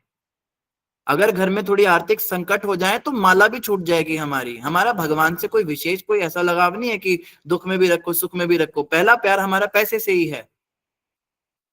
और दूसरा प्यार फिर हमारा संसार, भगवान, सब कुछ है। तो जहां पे हमारे पैसों का नुकसान हो जाता है, जैसे जॉब है, अगर किसी को जॉब के समय पे जाना है और उस वजह से वो मंदिर नहीं आ सकता, माला नहीं कर सकता, तो व्यक्ति मंदिर और माला छोड़ता है, जॉब नहीं छोड़ता कभी, क्योंकि पहली प्रायोरिटी पैसा ही होता है। से कहते हैं ना, बाप बढ़ाना भैया, सबसे बड़ा रुपया। तो बस ये रुपये की बात। तो खैर, ये शूद्र मेंटालिटी, शूद्र बुद्धि है, ये वैश्य बुद्धि है हमारी। पर ठीक है, भगवान क्या कह रहे हैं, प्रभुपाद जी यहाँ पे क्या कह रहे हैं, ऐसे लोग भी भगवान की सेवा में लगकर ईश्वर तत्व को समझ सकते हैं। वे अधिक भौतिकवादी होते हैं, वही बात जो हमने अभी बताई। हमारे जैसे जो लोग हैं वो भौतिकवादी ज्यादा होते हैं, पैसों के पीछे ज्यादा पागल होते हैं, और इनमें भी कम किरात, इनमें भी कम किरात, हूण, आंध्र, पुलिंद, पुलस्क, पुलकश, आभीर, कंक, यवन, खस इत्यादि होते हैं। तो ये अलग अलग प्रजातियां हैं हमारी, ये शूद्रों की अलग अलग प्रजातियां हैं, किरात, हूण, आंध्र, यवन। तो ये सब जो होते हैं ये और भी अधम होते हैं, ये और भी भौतिकवादी होते हैं। यवन कहते हैं मुसलमानों को, और मलेच्छ कहते हैं इनको, क्रिश्चियन को, ईसाइयों को मलेच्छ कहते हैं। तो ये यवन और मलेच्छ क्या होते हैं, सिर्फ काम वासना के पीछे। इसलिए आप इनके धर्म ग्रंथ भी पढ़ोगे, उसमें सिर्फ काम वासना की बातें हैं। दूसरों के घर लूटो, उनकी स्त्रियों के साथ गलत संग करो, 4-4 विवाह करके सबसे बच्चे पैदा करो, यही तुम्हारे जीवन का उद्देश्य है। भगवत भक्ति, भगवत तत्व, ब्रह्मचर्य, ये तब है ही नहीं, क्योंकि उनकी बुद्धि इतनी है, उनका दिमाग इन्हीं चीजों में है। तो प्रभुपाद जी यहाँ पे बता रहे हैं भौतिकवादी ज्यादा होने के कारण, और इसीलिए ये इन सब कामों में होते हैं। लेकिन प्रभुपाद जी क्या कह रहे हैं, किंतु यदि वे सब ठीक से भगवत भक्ति में लग जाएं, अगर कोई मानो जन्म से मुसलमान घर में पैदा हो गया, जन्म से वो एक शूद्र परिवार में पैदा हो गया, जन्म से वो ईसाई घर में पैदा हो गया, जन्म से किसी ऐसे परिवार में पैदा हो गया जहां पे सिर्फ पैसे की बातें होती हैं, तो भी अगर वो भक्ति में लग जाए तो उनका भी उद्धार हो सकता है, उद्धार होना संभव है। ऐसा नहीं है कि उसको उन्हीं लोगों के तरह मरना पड़ेगा जैसे उसके परिवार के लोग मर रहे हैं, वो भक्ति में लग के बच सकता है। भगवान की सेवा में लगने पर उपाधियों की अपात्रता हट जाती है और वे शुद्ध आत्माओं के रूप में भगवत धाम में प्रवेश करने के अधिकारी बन जाते हैं। मात्र भगवान की भक्ति में लगने से ऐसा हो जाता है, लेकिन भक्ति करनी पड़ेगी। सिर्फ कहने से नहीं होता कि हाँ हम भक्ति कर रहे हैं, हम माला कर रहे हैं, भक्ति करनी पड़ेगी। भक्ति का मतलब क्या होता है, अन्नाभिलाषिता शून्यम ज्ञान कर्मादि अनावृतम अनुकूल्येन कृष्णानुशीलनम भक्तिरुच्यते। सिर्फ वही काम करने जो भगवान को पसंद है, और वो काम छोड़ देने जो भगवान को नहीं पसंद है, उसे कहते हैं भक्ति। आगे प्रभुपाद जी बता रहे, भौमासुर के चंगुल में फंसी बालाओं ने अपने उद्धार के लिए निष्ठा पूर्वक भगवान श्री कृष्ण की प्रार्थना की थी, और अपनी इस भक्ति और निष्ठा से वे तुरंत शुद्ध बन गई। तो भगवान ने ये नहीं देखा, जाओ जाओ तुम जैसी 2 कौड़ी की औरतों की प्रार्थना नहीं सुनता मैं बड़ी बड़ी राजकन्याओं की प्रार्थना सुनता हूं, उनसे विवाह करता हूं मैं। तुम ये असुर के द्वारा छुई हुई हो, उन्होंने तुम्हें स्पर्श किया हुआ, छी, तुमने अपनी शक्ल देखी आईने में, बड़ी आई मुझसे प्रार्थना करने वाली। भगवान ऐसा कभी नहीं कहते, हम लोग ऐसा कहते हैं। हम देखो भक्तों के अंदर दोष निकालते हैं, प्रभु जी मुझे तो कहते हुए भी शर्म आ रही है, मेरे काउंसलर ने ऐसा काम किया, छी छी छी छी छी, बड़ा गंदा आदमी है। अरे भगवान उसको बुरा नहीं समझ रहे तो तुम कौन होते हो उसको बुरा समझने वाले। भगवान किसी से घृणा नहीं करते, और अगर आप दूसरे से घृणा कर रहे तो याद रखिए सबसे घृणित आप स्वयं हो। आपने भी बड़े सारे ऐसे काम किए। हम जब चाहते हैं कि भगवान हमें क्षमा कर दे हमारे हर अपराध के लिए, हम चाहते हैं ना, ये भगवान हमारी गलतियों को मत देखना, प्रभु गलती हो गई, थोड़ा सा ये भी हो गया, थोड़े 2-4 कांड हो गए, थोड़ा ये निंदा चुगली भी हो गई, थोड़ा मांस मछली भी, थोड़ा दारू भी अंदर चली गई, थोड़ा आप बुरा नहीं मानना, प्रभु मुझे क्षमा कर देना। तो जब आप भगवान से एक्सपेक्ट कर रहे हो आपको क्षमा करे, तो आप खुद भी तो दूसरों को क्षमा करना सीखो। जब हम दूसरों को क्षमा नहीं कर सकते तो भगवान भी हमें क्षमा क्यों करेंगे बताइए। तो भगवान का स्वभाव कैसा है, जो भी निष्ठा पूर्वक भगवान को बुलाता है वे तुरंत शुद्ध बना देते हैं उसको। तो इसलिए सबसे पहली चीज क्या है, वैष्णव बनने की सबसे पहली योग्यता है अनिंदुक हो जाओ, अदोषदर्शी हो जाओ, किसी में दोष मत देखो। भक्तों में तो कभी बिल्कुल भी मत देखो, गलती से भी। 10 नाम अपराधों में पहला नाम अपराध है जिन भक्तों ने हरिनाम प्रचार के लिए जीवन अर्पित किया है उनमें दोष देखना, उनकी निंदा करना, ऐसे व्यक्ति को कभी भी श्री हरिनाम प्रभु कृपा नहीं करेंगे।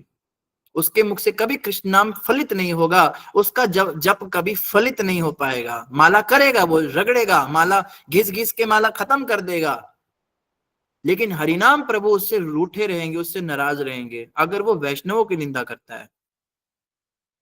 और अगर हमारे साथ किसी वैष्णव ने कोई कलह कर दिया, जैसे पीछे भी कुछ हुआ है, वो पहले भी काफी कुछ हुआ है, किसी भक्त ने किसी माता को कुछ बोल दिया था, वो नाराज होकर बैठ गई, किसी माता ने किसी दूसरी माता को कुछ बोल दिया, उसने उसको ब्लॉक कर दिया, कोई माता कोई प्रभु को किसी प्रभु ने बोल दिया, वो प्रभु कहते हैं माता को अकल नहीं है।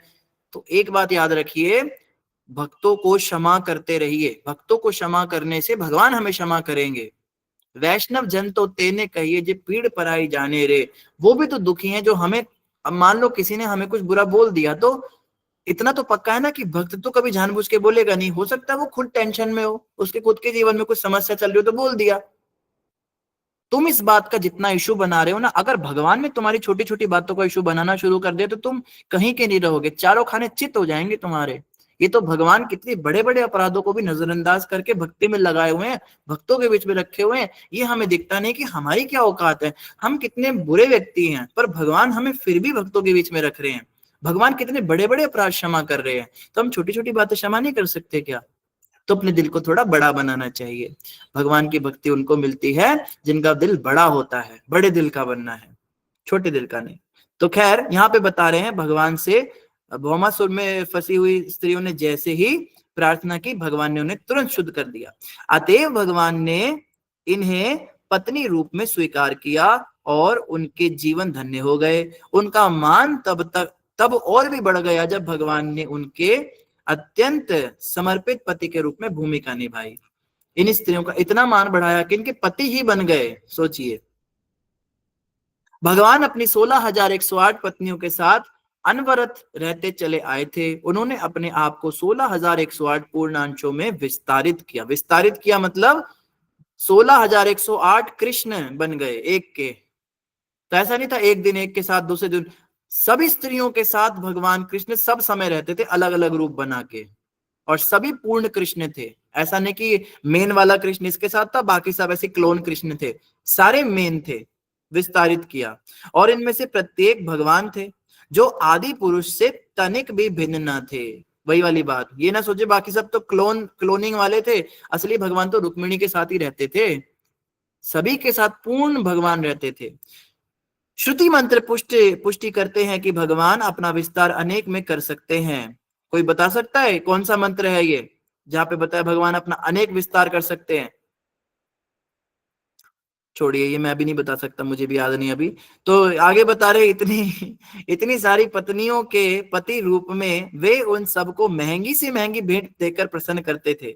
ये नहीं कि ले तेरे लिए एक चुटकी सिंदूर की डिब्बी ले आया, तेरे लिए देख में कान का छोटा सा ये टॉप से ले आया, दिखाई भी नहीं दे रहा, बेचारी को गिर गया तो ढूंढ रही है कहाँ चला गया। आजकल के पति ऐसी तो रिंग देते हैं, उसमें वो बेचारी गिर जाती है, कान की बाली मिलती ही नहीं है, कहाँ गिर गई, इतनी छोटी सी चींटी के जैसी होती है। तो बड़ी बड़ी वस्तुएं देते थे भगवान, महंगी से महंगी, और ऐसी चीजें देते थे जो सामान्य पति कभी दे भी नहीं सकते। क्या? स्वर्ग से पारिजात वृक्ष ले आए। वाह, पति हो तो ऐसा हो, वरना ना हो। स्वर्ग से पारिजात उखाड़ के ले आए। हमारे पति तो एक गुलाब का पौधा में से फूल भी नहीं तोड़ पाते, थोड़ा सा ऊंचा हो तो कहते मेरे से नहीं टूटेगा, जा खुद तोड़ ले।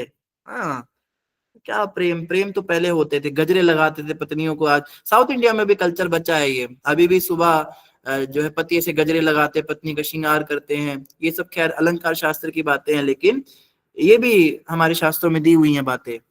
सुबह उठ के जो पत्नी अपने पति के चरण स्पर्श करती है और पत्नी के हाथ से अपनी मांग में सिंदूर भरवाती है, वो सौभाग्यवती होती है। अब तो पति को तो थप्पड़ मार के उठाती है, उठ जा कमीने, तेरा टाइम हो गया, सुबह तो उठता नहीं, कल रात लेट सोया, तेरे कितना समझाया मैंने, बॉस निकाल देगा, 2 बच्चे तूने पैदा के, कौन पालेगा इन्हें। सुबह सुबह तो ये चालीसा शुरू कर देती हैं, इतना सुनाती हैं, कान से खून आ जाता है पति के। और अगर वो घर वापस आ जाए शाम को, आदमी भी सोचता है आज रात शायद ऑफिस में ही रह जाऊं तो अच्छा है, घर जाने में डर लगता है। और अगर घर में माँ और पत्नी साथ रहती है, बस फिर तो घर तो इतनी डरावनी भूत बंगला लगता है। घर में जाके पहले तो माँ ऐसे मुंह फुला के बैठी है, पत्नी उधर मुंह फुला के बैठी है। पति कहता है चुपचाप अपने हाथ से अपना खाना बना के खा के सो जाता हूँ, इनको छेड़ूंगा इस टाइम तो बम ब्लास्ट हो जाएगा। बेचारा चुपचाप अपना कुछ चाय बिस्किट खा के सो जाता है। क्या करे बेचारा, उधर तो डर का माहौल है। हाँ, माँ कहती है तू तो बस पत्नी के पल्लू में बंध के रह गया है, तुझे तो माँ की तो कुछ चिंता ही नहीं, तेरे को इतने साल पाला पोसा बड़ा किया। पत्नी कहती है इतना ही तुझे अपनी माँ की चिंता थी तो मुझे दूसरे घर से लेकर क्यों आया। उस बेचारे की डफली बच जाती है। लेकिन भगवान ऐसे नहीं थे। भगवान क्या करते थे, भगवान सबको बड़ी बड़ी महंगी महंगी वस्तुएं देके प्रसन्न रखते थे। तो माँ के लिए भी और पत्नी के लिए भी महंगी महंगी वस्तुएं लाते रहना चाहिए, अगर आप चाहते हैं आपके घर में कुरुक्षेत्र का युद्ध मैदान ना बने। स्वर्ग से पारिजात उखाड़ कर ले आते थे भगवान, तो चलो वो तो हमारे लिए संभव नहीं है, और उसे अपनी प्रमुख रानियों में से एक ऐसी सत्यभामा के महल में लगाया। अतएव यदि कोई चाहता है कि कृष्ण उसके पति बने तो भगवान ऐसी इच्छाएं पूर्ण रूपेण पूरी करते हैं। खुशखबरी खुशखबरी खुशखबरी, अगर आप में से कोई इच्छा करोगे कि कृष्ण हमारे पति बन जाए, ये क्या पति है, ये चिलकोजा जैसा पति है तो बेकार है, इसने तो जिंदगी मेरी बर्बाद कर दी। अगर आप सच्चे हृदय से भगवान से प्रार्थना करोगे, भगवान आपको अपनी पत्नी बना लेंगे। प्रभुपाद जी ऐसा कह रहे हैं, मैं नहीं कह रहा हूँ, भगवान प्रभुपाद जी के शब्द झूठे नहीं हो सकते। तो माताओं के लिए तो खुशखबरी है, अगर आप खुश हो अपने पति के साथ तो बहुत अच्छी बात है, लेकिन अगर आपको लगता है कि इससे बेटर आपको चाहिए तो आप भगवान को अपना पति बना सकते हैं, और भगवान आपकी इच्छा जरूर पूरी करेंगे। और पुरुषों के लिए भी यही है कि पुरुष शरीर तो इस जन्म में मिला है, आत्मा तो स्त्री ही होती है। तो अगर आप अपनी पत्नी से त्रस्त हो चुके हो, दुखी हो चुके हो, और आपको भी थोड़ी प्रिंसेस ट्रीटमेंट चाहिए, तो आप भी क्या कर सकते हैं, भगवान से प्रार्थना कर सकते हैं, प्रभु हमें भी पत्नी ही बना लो। दंडकारण्य में जो ऋषि थे रामचंद्र जी के समय पे, वो सब पुरुष शरीर में थे, लेकिन उन्होंने भगवान रामचंद्र से इच्छा की हमें पत्नी बनना है आपकी। तो भगवान की पत्नी होने के लिए जरूरी नहीं कि हमें स्त्री ही होना चाहिए, पुरुष नहीं। भगवान परम पुरुष हैं और समस्त सृष्टि प्रकृति है। जैसे एक बड़ी फेमस कथा आती है, एक बार कई लोग कहते हैं दंत कथा है, पर ऐसा हुआ भी हो सकता है। मीराबाई एक बार वृंदावन में जीव गोस्वामी से मिलने आई थी। तो जीव गोस्वामी की कुटिया में जैसे ही वो अंदर जाने लगी तो उनके एक शिष्य ने उनको रोका, माता हमारे गुरुदेव स्त्रियों से नहीं मिलते, हमारे गुरुदेव नैष्ठिक ब्रह्मचारी हैं, तो वो स्त्रियों से नहीं मिलते। तो मीरा जी विचलित नहीं हुई उनकी बात से, कोई गुस्सा नहीं हुआ, ऐसे कैसे, ये कैसे हो रहा है, स्त्रियों का अपमान कर रहा है। उन्होंने कोई बहुत बड़ी मीटिंग नहीं बुला ली वहां पे, आज की स्त्री होती तो पता नहीं मीडिया ही बुला लेती। सबरीमाला टेम्पल में घुसने नहीं दिया, शनि मंदिर घुसने नहीं दिया, हम तो ऐसे नहीं। मीरा जी विचलित नहीं हुई। मीरा जी क्या कहती हैं, पहले तो मीरा जी मुस्कुराई, हंसी, फिर कहती हैं अपने गुरु से एक प्रश्न पूछ कर आओ, मैंने तो सुना था वृंदावन में एक ही पुरुष है, ये दूसरा पुरुष कहां से आ गया। तो शिष्य हैरान, ये क्या बोल गई। जैसे ही जीव गोस्वामी के पास गए, जीव गोस्वामी तो खड़े हुए और बोले उस माता का दर्शन कराओ, ये तो बड़े ऊपर के स्तर की बात कर रही है। और मीरा जी को जैसे ही जीव गोस्वामी ने देखा, जीव गोस्वामी ने उनको दंडवत प्रणाम किया और मीरा जी ने उनको दंडवत प्रणाम किया। दोनों भक्तों ने परस्पर एक दूसरे को सम्मान दिया, क्योंकि मीरा जी भी जानती थी कि सामान्य प्राकृतिक स्त्रियों से नहीं मिलते होंगे, क्योंकि कौन किस भावना से आता है। लेकिन जीव गोस्वामी पहचान गए कि ये जो मीरा जी हैं, ये निश्चित रूप से बहुत बड़ी चढ़ी हैं। तो कुछ दंत कथाएं ऐसी हैं, वो कहती हैं कि मीरा जी को उन्होंने गले भी लगाया, पर हमारे वैष्णव आचार्यों ने इसकी पुष्टि नहीं की ठीक तरह से, क्योंकि वैष्णव चाहे उस स्तर के भी हों तो भी समाज में एक मर्यादा का पालन वो करते हैं।